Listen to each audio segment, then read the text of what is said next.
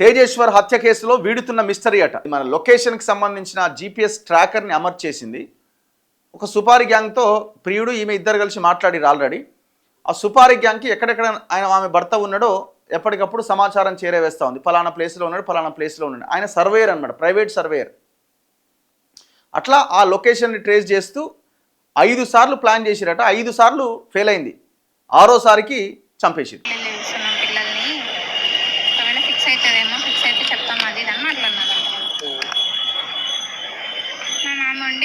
ఏంది పాప వాళ్ళంతా హ్యాపీగా ఉన్నారు, వాళ్ళకి సంబంధం కుదిరిన కంటే చెడిపోయిందనే హ్యాపీనెస్సే ఎక్కువ ఉంది వాళ్ళ ఫ్యామిలీ వాళ్ళకి అని అంటున్నారు.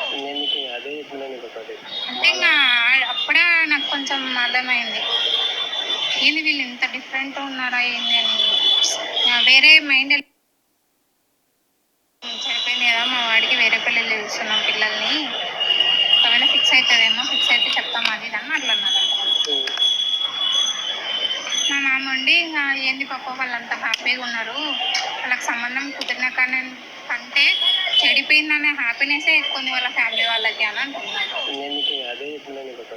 అంటే ఇంకా అప్పుడే నాకు కొంచెం అర్థమైంది, ఏంది వీళ్ళు ఇంత డిఫరెంట్ ఉన్నారా ఏంది అని.